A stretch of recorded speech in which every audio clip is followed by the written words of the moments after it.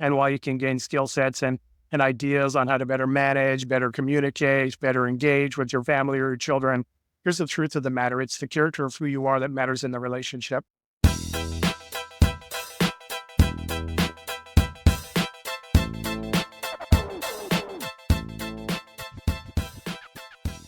Hey guys, and welcome to the Skilled Dad Podcast. My name's Zach Reeser. I'm your host, and if this is your first time joining us, I want to say welcome. And for all the members of the Skilled Dad Society, coming back for another episode with another great story with another great dad, I'm glad you're here. For those that are listening, and I'm putting a date on this podcast. It's going to come out, shortly after, but we recently celebrated Thanksgiving here in the U.S., and a lot of you are kind of getting back into that zone and getting into that mixture of quote unquote grind in the holiday season. It's a later Thanksgiving, which means it's a shorter time period to get into the Christmas time period. And if you're anything like me, my calendar is like ridiculous. There's everything going on, school presentations, you've got finalization of sports, and then we're going to get into whatever you're celebrating, if you're traveling, all that. So this is a time where we can kind of feel a little bit like, okay, buckle up. We're going to get after it. We should be getting after it all the time, but this is like a lot of events. And so I'm excited. The timing is good because what we can do oftentimes is fall into a mode of like default mode. We're running into, okay, here's the calendar. We're going into whatever we're going into. And sometimes we feel like we just have to go do these things. Whereas sometimes we can also take a little bit of control and design those things. And so I've got somebody on here he told me by the end of this, we're going to have it all mastered. He's laughing. He's like, yeah, you're crazy. But Mark Collins is with me, and Mark is coach, pastor, a leader of men, and also an author of a book called Life Mastery, Living by Design, Not by Default. And so I want to say, Mark, thank you so much for joining me on the Skilled Up Podcast. Timing is good. We've had this on the books for a while, so I'm excited to continue our conversation for last time. And thanks for joining me. Absolutely. I'm excited for the conversation. So thanks for having me. Hey, we're going to have a good time. Yeah, we got to break the ice this morning because he's in sunny SoCal. And I'm in Nashville, and it happens to be 21 degrees this morning. And I said, I'm going to my other studio because it's a lot warmer. So, enjoy that sunny SoCal weather over there, Mark. Absolutely. I'll let you know how it is. Oh, goodness. Well, I kind of know how it is. I'm just going to try to think about it. But 'tis the season. Cold, it makes it good when we're welcoming, Santa Claus and all things. But Mark, I'd love to turn it over to you. Maybe give us a quick bio of yourself, some of your background, and then also, a little bit about your book, how you got to even get to writing a book, and then we'll dive into some of those concepts and principles we talked about after that. Yeah, I appreciate you asking. So, my bio always starts with my marriage. I've been married for 33 years, going to be 34 years this Christmas Eve. My wife and I got married 34 years ago, Christmas Eve, because I loved her very much, and B, at Christmas time, because two great things about that. You never forget your anniversary. And for us, we were broke.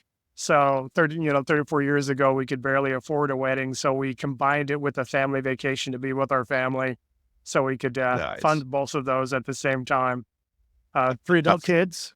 I had the opportunity, I tell people, to marry into a family. My wife had 2 children when I met her. So I instantly became a dad when I said yes to her, and we got together. And then we have our youngest daughter as well, who is, as of this last July, 26. So Wow, what does life look like for me? What's that? Congratulations both on the upcoming anniversary. And then also, I guess it's late congratulations for jumping straight into dad mode in a couple different capacities. So that's fantastic. Yeah, absolutely. I'm sure we'll unpack some of that. So how did I get to Life Mastery, which is the name of a course I have that I use to invest in men, but also the book, Life Mastery, Living Life by Design, Not by Default. Well, the truth of the matter is I invested in it for myself. I didn't need transformation for other people first. It wasn't a great idea to see what I could do to have a ministry, a business, whatever you'd like to call it. It was something I needed for myself. Growing up in a household with a very strong a father, sometimes you can kind of feel like you don't measure up to the man in the house.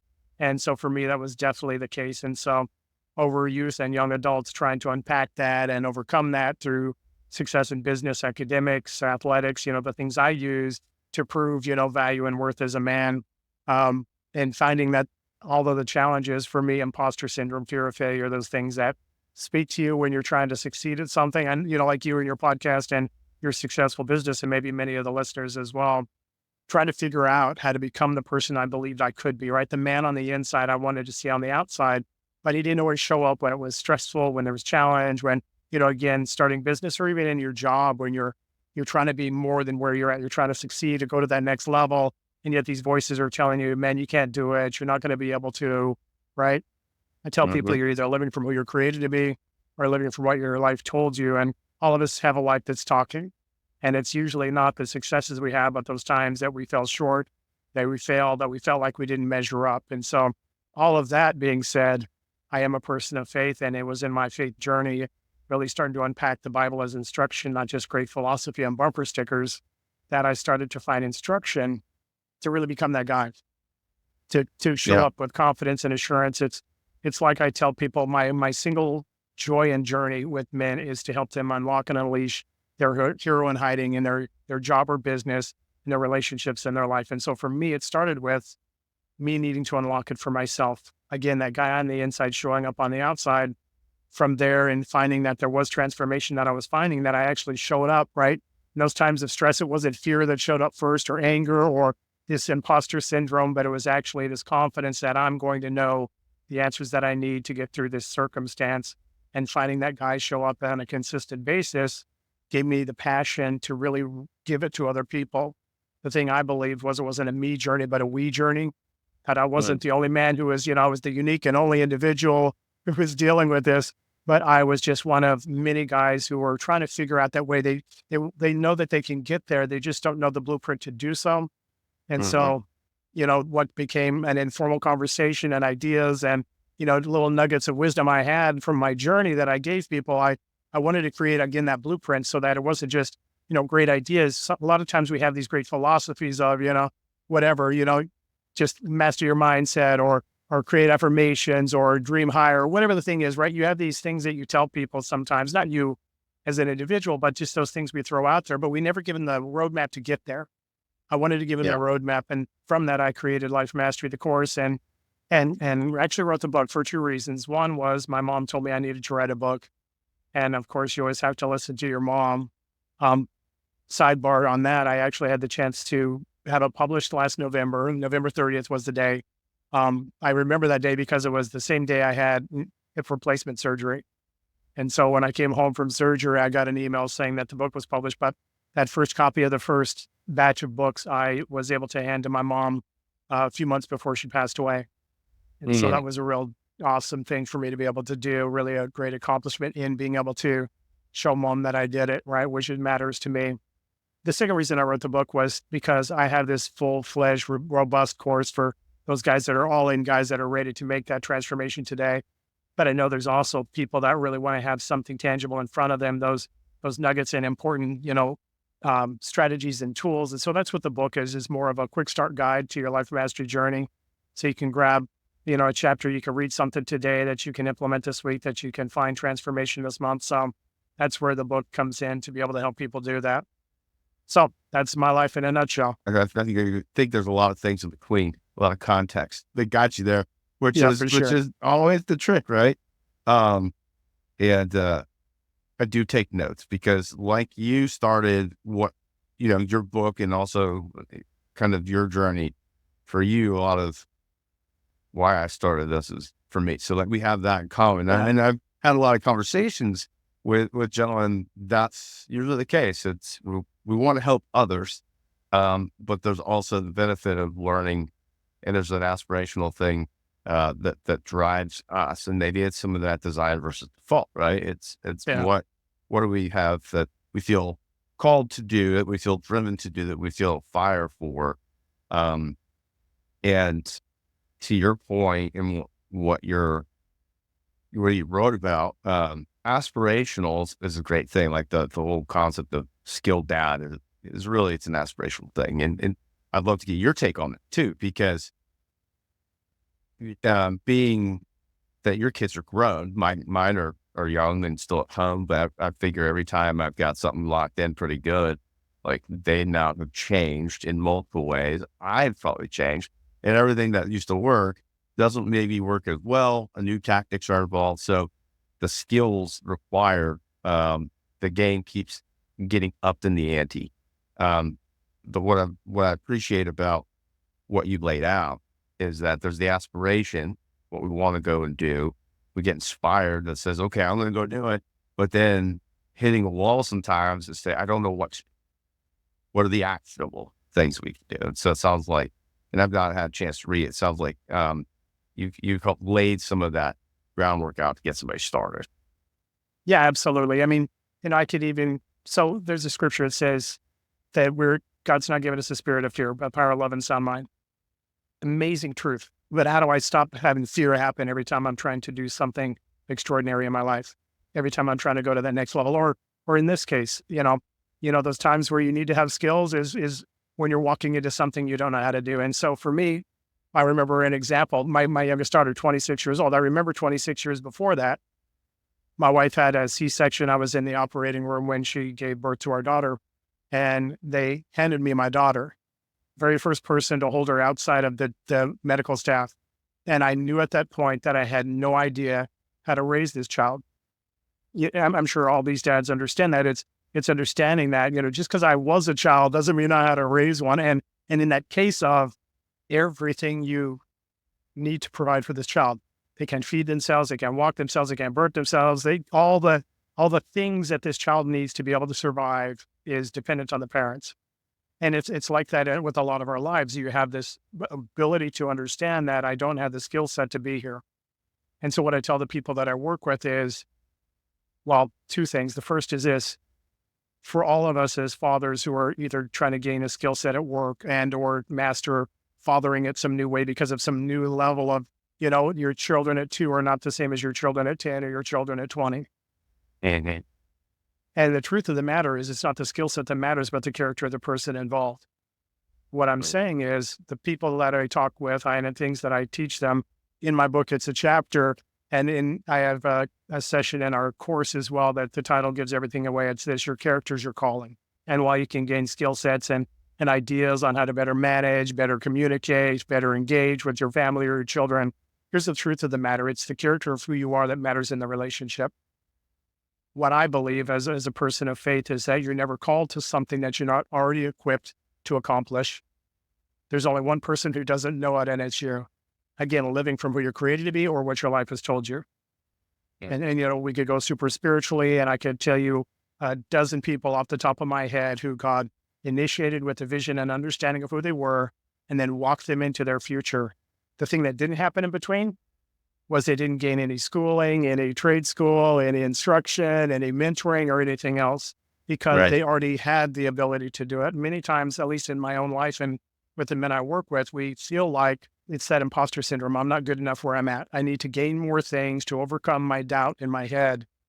And what I try and do is, again, unleash that hero in hiding, allowing the people to understand, the men that I work with, that you already have the ability to do it, right? Skills and ability and all those things you can gain along the way. But the thing that you can't gain is the thing that you already have, which is the character of who you are as a man, and how to live that out authentically in front of other people so that they can receive the things, right? The impact that you're Mm-hmm. supposed to have. There's an impact in the world that has your name on it, in your family, in your business, your job, your role, in your community. Once you start to understand that, you start to give yourself permission to be that. Remind me, how long have you been working with men? Um, Is that, do you in specifically work with general, men? probably 12 to 15 years, specifically in the format of life mastery for the past Yeah. 5. Okay. Has it always primarily been men that you worked with? I can work with anyone, and I was at a marriage conference where I spoke this last summer, but typically, you resonate with who you are. And I'm a man, I'm a father, I'm a husband, I'm a person of vocation. So it's always been this ability to hopefully, engage with them in a way because like I said before, it's not a journey I'm inviting other guys into that I haven't been on. It's really my Right. life experience that I'm using to try and minister to others. So yeah, it's been meant at some level, and sometimes that can be frustrating because we are like myself, we're kind of knuckleheads sometimes, and I certainly was there myself. One of the biggest challenges in my own journey typically was myself. So, but but yeah, I get where guys are at, and my passion is the reason I started a program, the reason I created Life Mastery was because I found lots of courses and ideas and teachings and books on really change, right? And most of them are really manage your fear, manage your anger, manage your things, right? Bludgeon your negative thoughts with some sort of mantra, some sort of affirmation until they silence. Well, the challenge is that in many of those things, the habit you use to get there is the habit you have to maintain to stay there. And to Mm, me, that's not transformation, that's exhaustion.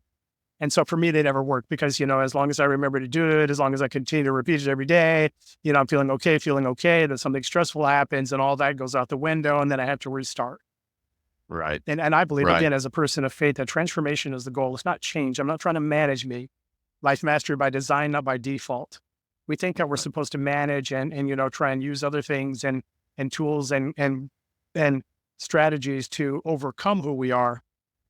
The truth of the matter is we're created by design. And in that design, if we can unpack the fact that we're not supposed to manage our life, but master it, we start to understand that the transformation is me becoming who I'm created to be, not what my past and my life and my experiences have told me. Mhm. As you were sharing, and the reason I asked if you specifically work with men, because we're talking about the fear of failure, the imposter syndrome, and and the barriers that might be there for some to really go and live. I mean, to have life, to Yeah. feel that kind of exuberance, the joy, the excitement, to get after it. It's how consistently you've seen those things be a barrier. It's how consistently you've seen them come up. So I'll ask that question, then I have a follow up of it. So you've worked with men now for 15 years plus, and this topic being the one that's been brought up so far, how often do you see this with people you work with? That's a great question. And so I'll say everyone, but with the caveat that, so the greater issue isn't imposter syndrome, fear of failure. It isn't anger management. It isn't this need for control um, that is either stopping me or limiting me in the things that I'm trying to do. The core issue is identity. So Okay. our solution to all of the things that you're challenged with is the one solution that matters, and it's understanding who you're created to be. It's understanding identity, because the truth of the matter is when I started to unpack that or understood it, revealed it in the transformational journey and really becoming the person I was created to be, what happened was now all of a sudden fear of failure doesn't matter because it's not the outcome of an activity that makes me who I am. It's just a learning experience that drives me towards it. And imposter syndrome is really me not believing that I'm equipped or measure or able to do the thing I'm called to do, whether it's fathering or being a husband or your job, starting a business or what have you. But when I understand who I'm created to be, I understand that I'm already the answer to the circumstance I'm walking into. I'm not the question to be figured out. Many times we think we're the question to be figured out. Can I do it? Can I succeed? Am I going to find the answer? Am I going to get over this huge challenge that we have?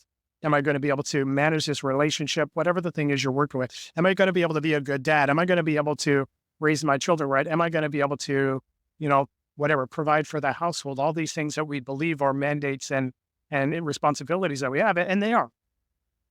But that imposter syndrome comes from a place of, I don't know if I'm capable of. The more I understand who I am, the more that guy Yeah. shows up in my circumstance and the outcome is never in doubt. So, and with that being said, I haven't met anybody, man or woman, just to be totally honest. And as a pastor, I feel very confident in saying this. I haven't listened to anybody from a pulpit that, apart from a transformational journey, didn't need what I call more freedom in their life, didn't need to walk out in a transformational journey, a life mastery journey. Yeah. Well, I appreciate you sharing that, because I was curious. I was going to say, hey, there's this one guy once that exactly knew who he was, brought it in. But within the last couple of years of doing this and talking to, a lot of dads, often on the mic, there's that piece of like, in my setup, and every now and then, well, more often than not lately, which has been great. It's less of, do I have the chops to do it, but more so, I want to do it. How do I do it? And I know I'm going to like hit the bumps, but I'm going to plow through that. And the interesting thing that I've seen with the gentleman I spoke to that have that is the consistency is they have other dudes around them that seem to, I think, help also build some of that confidence. Like maybe I'm just seeing something, but it's like that power of community seems to bolster as well. When we talk about the whole iron sharpens iron concept, there's also the building, the pushing, and knowing that you have other people in your corner to help drive it. And Yeah, so that's absolutely. just, it's Yeah, fascinating. and I would say this, it's letting you know that you're not alone in the journey. So here's the truth of the matter. I work with people that are hugely successful. And you and I looking on the outside, I think of somebody who is one of my clients who was a pastor, who was a business leader, who was dealing in business at the 6, 7, 8 figure types of deals and succeeding at it, still is in his life. But here's the interesting thing. You start to unpack it a little bit and you look beyond the success. And what you don't see that he knew was there's this guy that's waking up at 3 o'clock in the morning in a cold sweat because there's this huge financial transaction that could either make or break his company. And in those places, you're again, that fear of failure, that imposter syndrome, that the conversations you have with yourself when nobody's around, those moments you have in your life where you're like, I don't know if I can do this. You and I looking on the outside would think, no, he's got it all together. I want that life. And while his external success has a healthy family, has a good marriage, has all the positions and possessions you would want, but there's this robbery that takes place where every success becomes a relief, not a joy, Okay. because it's really not me living from who I'm created to be. It's me trying to continually reprove that I'm good enough. And I remember a conversation probably several months ago now, a guy who was, I believe at this point, probably a 8 or 9 figure millionaire. And he had this interesting thing that he said in a conversation that drove me crazy because I believe in mastery, not management. And what he said was, with every business transaction, even today, fear of failure comes up. And he says this statement, he says, I guess it's just part of the journey. And what drives me crazy about that is it doesn't have to be. And what we believe is that I thought so in my own business success, when I become successful, now all of a sudden everything's gravy. All those things will go away. What you find out, what I found out in my own life and in all of these people I've worked with and talked to, is that your fear of failure, your imposter syndrome, your worry, your need of control, your anger management, all of these other things that you're struggling with, they just come along for the ride. Your Mm. success doesn't change you, but when you change you, when you transform, and when you become the person that you're created to be, and you're living from that place, you're not having to succeed to prove who you are. You're succeeding because of who you are. And it changes your life dramatically. It changes everything. For that friend that I have that's a client as well as a friend, his relationships changed because you know that, and I know that sometimes we think we can compartmentalize our worry. So Mhm. when things are stressful at work, well, I'll still be the same guy at home with my kids, with my wife. That is never the case. The only person who thinks so is the one that's trying to do it. Everybody else Mhm. around you can feel like something's going on. You're just not willing to be vulnerable enough to share. So for him, the byproduct of that was not just being unleashed and having higher levels of success, because now I'm not trying to manage it, only reach far enough that I know I can manage versus really reaching for those huge dreams in your life. But the byproduct was a relationship at home where he could authentically show up, where he wasn't trying to put on a good face or keep, the family at the distance because what if they knew that I was stressed now or worried now or fearful now? What would they think of me? Instead, he was able to show up as who he was because he wasn't trying to prove who he was at home either. And in that Right. place, his whole life changed. That one works both ways too, right? And Yes. that's an interesting cycle because if you've got stuff going on at home, people at work are usually going to pick up on some of the changes that you think you're hiding really, really well, and vice versa. From my own experience, I can share that once I was providing more detail about honestly the goods and the bads of what was going on during the workday. Um, my wife loves it. And I'm Yeah. thinking, well, I don't want to burden her with this or, create any concern or whatever it might be.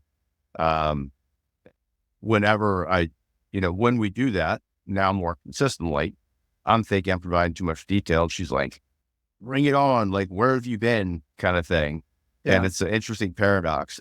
So I'm really glad that you shared that side of it. Um, Well, that's an interesting thing, isn't it? I probably don't want to cut you off, uh, but here's the interesting no. thing.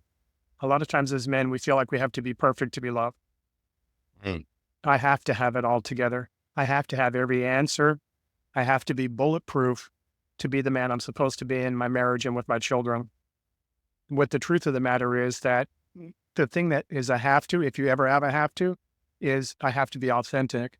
But it's not authentic from having my fear lead the way, but leading from where I'm created to be, who I am. When you understand your identity, when I understand my identity, my marriage is healthy. When I don't understand who I'm created to be, my wife has to make up the difference, which means I have to keep you, on the outside. I have to make sure things are under control. We have to be perfect. Everything has to work out great. Now, all of a sudden, I feel like I'm a person of A, and it's nobody's harm or foul. It's the title of my book, Life by Design, Not by Default. The reason we live that way is we don't know that there's another way. We think that this is how life is supposed to be. And so we manage to the best of our ability and use whatever tools we can to succeed at whatever way we can. What I'm trying to show people is no, there's this design to your life where you can actually be unleashed, not managed. And in that place, who I am showing up in my marriage, like you talked about, my marriage, I can be authentically who I am because I know that that's not just good enough. That's exactly who I'm supposed to be. And so my wife doesn't have to make up the difference. And I don't have to have acceptance from others to be good enough with who I am. So to that point of, like I said, you don't know there's another way. Sometimes there's also, I think, I was here where it's like, there's another way, but maybe that's whether it's fear of failure or just going all the way back to what I said at the beginning. You got something that sparks, that there's a change that has to happen in some way. And at this point, like, just to put pause on that real quick, this being the Skill Dad podcast, we're not always talking about like direct parenting concepts, but by talking about who we are as men, as dads, as husbands, that all, in my opinion, flows down to how we parent and because parenting isn't just doing X and Y and Z and telling kids to do something or creating chore charts. And those are all well and good, but it's what they're seeing from us as well, that they're actually picking up more that they can then take and adapt and use later. And so when we look at those transformations for ourselves, maybe someone's hit an area where I want to discover who I'm designed to be, but I don't know where to start. It's that one step. And I know that you've created a tool to help discover some of that without going into the whole thing. Like, what are some quick points maybe that we can help those listening? Hey guys, if you want some actual items, let's get some actual items for you. Yeah. What are some actual items that somebody can kind of take that step? Because the other thing is, this is going to be coming out right before the holidays. And right after the holidays, you now get into the new year, new you concept and all that. And it lasts for about 3 months. And then everyone stops going to the gym and getting back to the bonbon. Are those still big bonbons? I don't know. But it's habitual stuff. So rather than having a habitual, I'm going to go into something really hard for 75 days, make a change and be a different person for 75 years. Yeah. Where does somebody even start with that based on what you Yeah. said? That's a great question. So I'll definitely unpack that, but here's the truth that I want to give initially is Mhm. you'll never be greater than you believe you can be. And so that New Year's resolution thing is really interesting because what happens is we try and use habit to overcome our character or our identity or who we are. So I use a habit to prove who I am when I should actually have habits because of who I am. What I mean is this. So I try and diet in the new year. Okay. So I've gained a few, I'm not fitting in my clothes. I want to be more athletic, whatever. For me as a father, part of my health journey was wanting to be able to be healthy for my children. right? I'm 60 years old now. My daughter's 26. We had her when we were older. What I knew early on in my life was she was going to be healthy and vibrant longer than I was unless I did something. So for me, activity was giving me the ability to be that present dad physically as well as emotionally, relationally. As you know, for me, it's for the rest of my life that I have my life mastery goals. We can unpack that at a different time, but that is one of my journeys. And so there's this understanding, okay, so why are we losing weight? I'm losing weight because I want to be fitter, I want to be healthier, I want to be this or that. But you're at the weight you are because of who you believe you are. Your habits come from who you believe you are. They don't create who you are. And so when we use habits, I need to get on a diet. There's a reason why they fail because they're not in alignment with our identity, with who we believe we are. I tell people this, and I'll unpack a tool really quickly afterwards. Who you think you are, you'll become. I am today the sum total of the person I believed I could be, whether it's the success I have, the things I'm doing in the business that I have, and all of the things in relationship. And so how do I change the life that I have? Well, align the thoughts with who you're created to be, not what your life has told you you are. And so how do you do that? A lot of times we use, again, using habits to get there that you have to use to stay there. Sometimes we'll use affirmations, these mantras, these things that we do. We'll have groups that we're in, we'll have tasks that we need to accomplish and all that. And then all of a sudden, now I'm going to change. And they work to a point, but they're a habit that you have to maintain for the rest of your lives. Remember what I said, exhaustion, not transformation. So you start at the beginning with something that's true. And for us, that truth comes from identity. Who are you created to be? And so the first tool I give the people I work with, the initial tool to unpack identity is an answer to this question. It's created an I am statement. And the question to answer is, who are you apart from your position, your title, your role, your income, your possessions, all the things that most people and all of the world and 99% of all social media tells you are your identity. Strip all of that away, and what's left is who you are.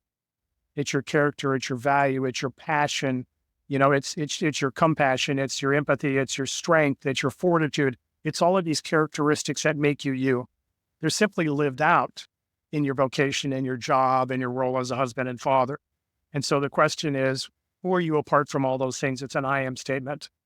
So we start with that. And for me as a person of faith, it always starts with a conversation with God saying, God, who did you create me to be? Because again, a little nugget for people to write down, you're either living from who you're created to be or what your life told you. And if your thoughts don't align with who you're created to be, then they're lying to you. And so an easy way of discerning, hey, this fear that I'm having, this worry that I'm having, this stress that I'm having, is it in alignment with who I'm created to be? Am I capable of living this out or am I not? And if I am, then that fear has no voice and has no impact. So the first is an I am statement. And two other things quickly. We use a 3-tool system. The second one is a celebration list. And this one's important for guys because it's a celebration, not of what you've accomplished. It's not a list of your resume items. It's an answer to this question. What do you love about you? For most of us, myself included in my life, most of the time, I only felt good about myself when I accomplished the thing I thought I was supposed to, when I measured up in the way that other people told me I needed to, when I got the attaboy because I did something that I wanted to get that notice, to get that accomplishment, to get that, whatever, that pelt on the wall, that trophy in my case. The challenge is that even successes for most of the people I work with, and it was in my life as well, even in succeeding, there's always those yeah buts. I did this thing, yeah, but I shot a 89 in golf, yeah, but it could have been a 79. I accomplished this thing in business, yeah, but I could have gotten more revenue out of it, or I could have gotten to the answer quicker, or whatever the things are. We discount our abilities and we discount ourselves in doing it. The celebration, what do you love about you, starts to give you permission to see value in you before you accomplish things. It doesn't mean you're not going to accomplish things. It doesn't mean you're satisfied sitting on the couch. What it means is I have value before I start, not when I finish. If your value is determined by your outcomes are your identity. So the second is that celebration list, and the third is the accomplishment list. And what I ask the people I work with is to create 20. I've written, I think at this point, 138. And here's the interesting thing that you and I both know. When you get to 20, 30, 40, well, now all the big things are out of the way. When you get to 50, 60, 70, now you're writing down stuff like, I get up on time, I pay all my bills, I show up to work, to my business, whatever those things are, right? The ordinary standard things in your life. What we don't realize as men, we expect that when I win the Super Bowl, when I win the NASCAR trophy, when I win, whatever, now I'm a somebody of value. What we don't understand is people of huge success in their life, like I believe every man can be, they understand that every incremental success fuels me for the next level. You'll never get the big success if you don't celebrate the small ones. And even if you do get to some place, it'll have absolutely zero value. You know those people, right? And I do too, who they have to continually do something. It's that hamster wheel of success at it. The joy lasted for about 10 minutes, and now I've got to do it again. And in that place, you start to think that until I get that big thing, I can't be somebody of value in my household, with my family, or with myself. So when you get to that accomplishment list and you celebrate the ordinary, everyday successes, you realize that I have a track record of success in my life. Even if I didn't get that promotion, even if, that business had a downturn and we had to close it, it doesn't have value in my life that tells me who I am, because I'm a person who's succeeding. Maybe every individual thing didn't happen, but I see a track record of success in my life. And we think, oh, well, everybody does those. Well, no, everybody doesn't. We know people who don't. And it doesn't devalue them because they don't do them. But what we're not going to do is devalue ourselves by not saying, hey, I am succeeding on a daily basis. So when something happens and this worry, this fear comes up, I have the ammunition to show that, no, I'm a person of success. So with that accomplishment list, the celebration list, and the I am statement, going back to your thoughts, now instead of trying to bludgeon them with, these generic mantras, I am a person of value, I am a person of success, I am a mean, or whatever the thing you're using, right? They don't work, and they didn't work in my life because they have no alignment with who you are. Well, now instead of using generic mantras to try and overcome our thoughts, we have the ammunition of an I am statement, a celebration list, and an accomplishment list. And we feed ourselves those things. For me, I tell the people I work with, what you do daily, you'll become. So remind yourself of who you are, and all of a sudden you'll start to see that man show up in your job, in your business, when stress happens, when a challenge happens that you didn't expect.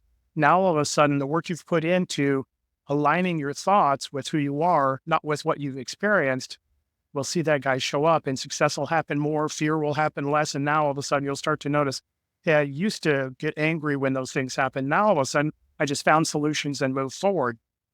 And for me, that's the unleashing of the hero. It's the person you're created to be. It's understanding that you're living the life that you're created for. It's that place of, man, this is me lived out. That's the goal that we have. That's the transformational journey. And that's the person, that life mastery life that you're created for. A quick story that I want to share that you're conjuring in my mind here, and I think the analogy is really interesting. The one word that we're putting out a lot, and I'm just curious, is success. And so earlier you had mentioned we see the nice cars, we see the big houses from the outside, everything looks successful. And so in many ways, success has been achieved. I also know that in certain areas, you go into these really nice big houses and they're pretty much empty because we can't afford to fill it with furniture. So we're paying a lot for this mortgage because of this external perception of success. So you've got the I am statement, the celebration statement, and then I may have wrote it down wrong, but like the victory list. It's kind of like the tangible victory list. To see the success and the wins, what I've seen a lot, and this was me earlier on, and it's still me, but it's a different perspective on it, is what success means to me. Like what is success that I'm driving towards? What is the providing for my family? What is all those things? So at what point do you see that being needing to be defined before we can kind of go in, or is it even before going into these three things? Because the celebration and the victory list, what we see as success, I guess that's my very question, is like, how do you define success?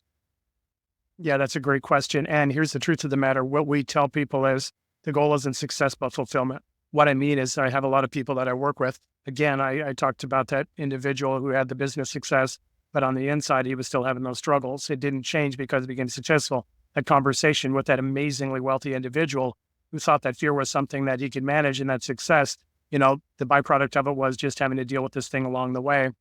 What I tell people is success is easy. Easy because of this. I just have to work hard enough, long enough, outwork the next guy in the room until I can be successful. It's really a skill set that you gain and you reach a certain level. The challenge is when you get there, you've never changed. And so you have to do it again.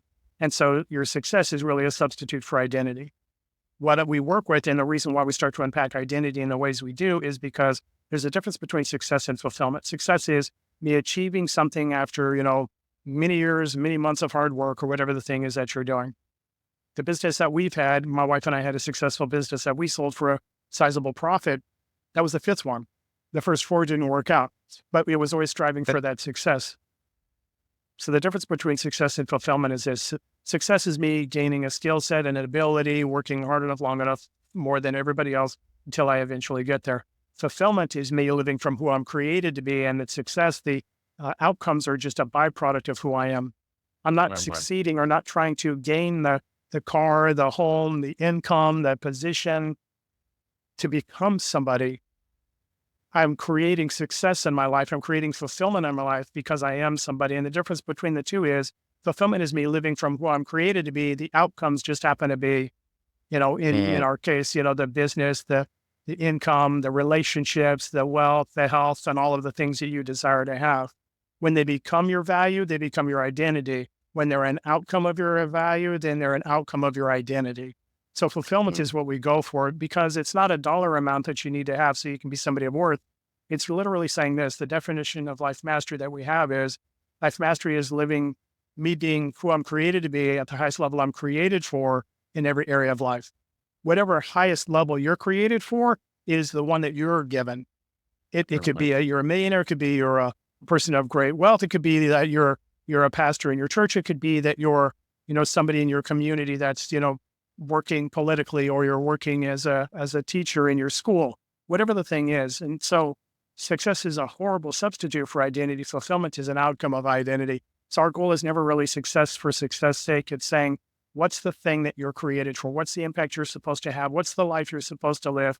And how do we give these tools alignment with that so that you can have that life that you're created for? Well.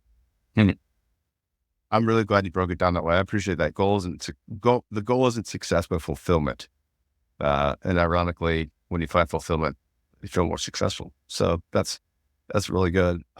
So what it got me thinking on this whole topic here is I shared with you that I get roughly one time a year where I like to get out into the woods and get off grid and what I live in Colorado. Big game hunt in Tennessee. We have deer, and my family enjoys eating that very quickly. So, my success is let me go get lots of deer. So it's kind of the joy factor that you were talking about. I wrote it down, but essentially kind of like when you get the Amazon package and then you're ready for the next Amazon package, right? Go for the deer. So quick story. I had the perfect setup for a deer that was walking into me and very close. Well, they started out far away. I was able to see them coming. They then came to a spot where I was very excited because I was like, okay, you can't miss this. Like, you're like, this is the kids will be happy, whatever it is. And took shot. And there's a few more details that make it comical, but for the sake of time, I want to share here. The deer jumped. I'm like, okay, awesome. Like, it ran to the woods. I'm going to have to go find it. That's bummer, but let me go check it out. And then as I'm starting to get out of the stand I was in to go down there to find it, I saw it run out of the woods. And I'm like, I hope I didn't injure it. Okay, that's not good. That's definitely not what I expected. So I go to where it was kind of muddy in the area they were, so I could see where they jumped, the imprints. And about 15 feet behind, I saw almost if you were golfing, like divot mark, and then a broken root. I'm like, that's not good. And I also saw no blood, which means I didn't hit the deer. So I was tempted to get back in the stand and say, I just totally messed something up. I'm going to go after it and do it again. But I said, no, I realized I haven't really zeroed this scope. It's done well the last couple of seasons. I haven't zeroed the scope in for like 2 years. Shame on me. Because everything's been on point. Everything's worked. it's been great. So I went and tromped off, got on target. I didn't care if I scared any deer away because I was feeling motivated. And I took, at 100 yards, took a shot, and I found that I was about 11 inches high and 6 inches to the left, which at a greater distance is even further off. So aligned it, adjusted, took 2 shots to make sure I was consistent, not moving around a lot, and they were right on the same point, but I overcorrected, and I was about now 3 inches to the right and 3 inches low. Readjusted, and we were back in the money. So then I was confident to go back out and get it done. And so what that made me think of is you're sharing what you do is that there's things that can bump us off target, even through the lens that we're looking at, which is very, very clear. And we see it right where we're going. And then we totally miss, because of, things been bumped off, somewhere in life. Don't know where it happened. Could have happened in transport, whatever. But to then get realigned, we were successful later. So the success, the outcome came because we realigned that scope, and that target so that we could actually then be impactful. Now, I have no idea if that story works, but that's what it made me think of. So I'm rolling with it.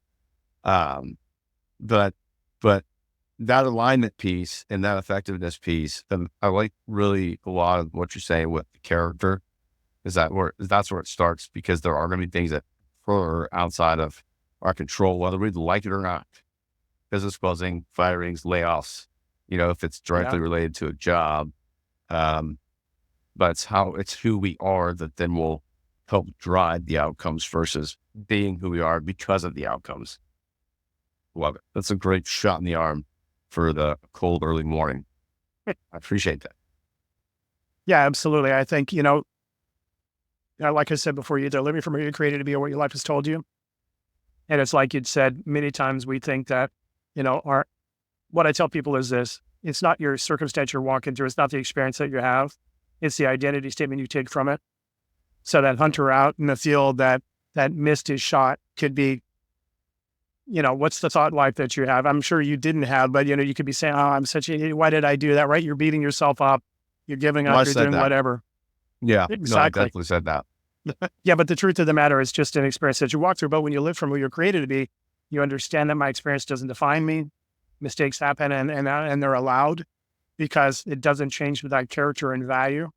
And in that place, hunting aside, what happens in the job where you go for an interview or you make a mistake at your job that costs your company money, or you make a mistake in business, or you say something wrong in your household and now your family's hurt or whatever, and you're trying to reconnect in that relationship.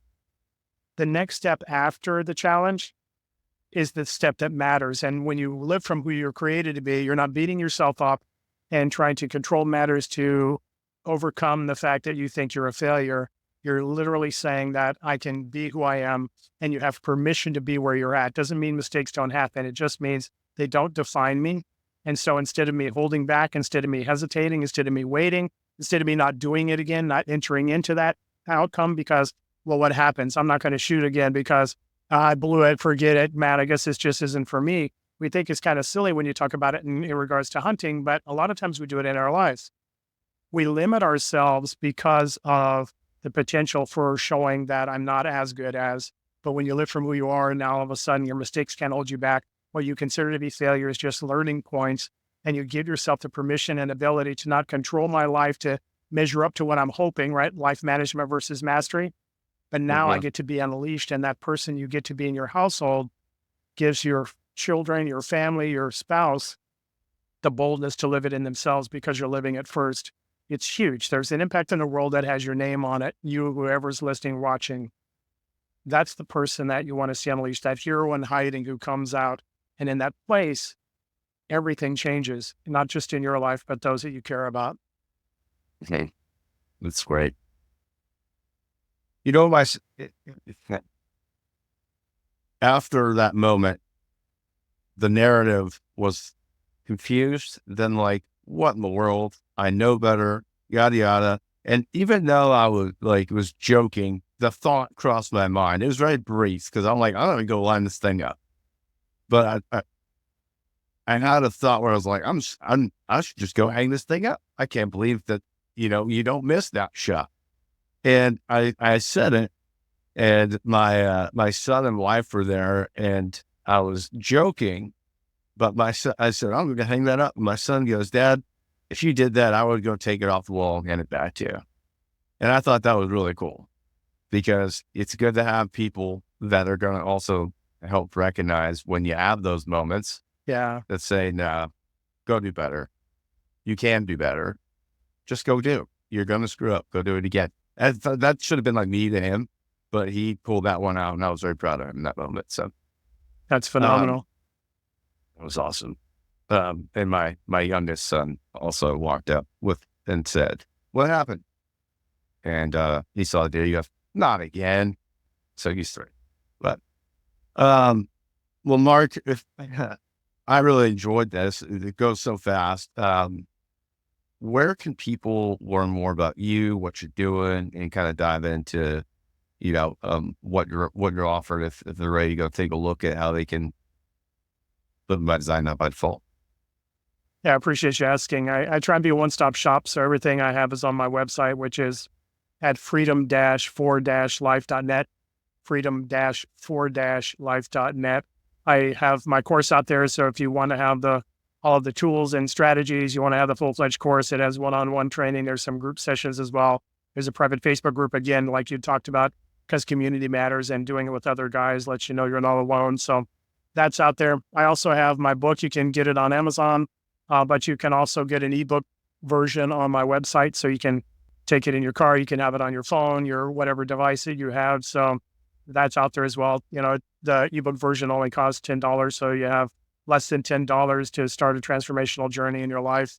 And you can reach me from my website, or you can just write down my email address, mark, at freedom-4-life.net if you have any questions and want to engage me directly. Awesome. I'll include those in the notes as well and on the website. But well, Mark, I just want to say thank you for doing what you do, stepping into the battlefield and working with goofballs like me, and also, really all of us that are looking to step into the game, be more effective and more impactful. And so you're doing that and using your gifts in many awesome ways. And thank you for being on here and just sharing some of your journey with us. For all the dads that are listening from all over the world, I appreciate you and thanks for being on. Thanks for the conversation. It was great being here. Well, guys, if you made it through this far in the podcast, I just want to say thank you for listening. Thanks for being part of it. This is why we sit down with great men like Mark, who their perspective and their vision of what they've been able to see and experience, we can learn from. So we don't have to reinvent the wheel. We can then take some of the actionable items. And that's what I love about this conversation too, that there's some direct actionable items that we can go and apply. And what we do in this work, I can see is going to impact all the different areas of our life. Whether we try to compartmentalize work and home, you've heard me say it before. Look, we've got 24 hours in a day. They all flow together. And there's going to be things that impact one and the other. So if someone's going to work, it's going to probably impact home and vice versa. And beyond, right? There's social circles. That's why having good resources to look for, like with Mark, having a good community of men around us, having that relationship with our wife, those are all things that are going to help us be stronger at the end of the day. It is on us to be in the fight and make sure that we're doing everything we can so that we can provide for everyone else that we just mentioned. But when we look at who we are, it's our character. And are we defined by the outcomes, and that's where identity comes from? Or do the outcomes come from who we are in our identity, character that we carry? Regardless of where your thought process is, we're going into the holidays. You got a lot going on. You've got what it takes. You're listening to this podcast, you're a dad, and not only do you have what it takes, and maybe you just need to discover it, uncover it, and then deploy it. You're not alone in figuring it out. And you're not alone in being the one that thinks maybe and don't have what it takes. That's baloney. Get rid of the idea. Let's look at it as, hey, we're going to step into the field. We're going to get our target. We're going to get our scope aligned, and we're going to go be impactful so that we can not only get the outcomes for us, but for our family, for our community, and for our friends. So guys, at the end of the day, take something, apply it, share with somebody if you know and it resonates that you think that they take away from this conversation. But ultimately, I hope that you found something that you can deploy in your journey, becoming skilled at.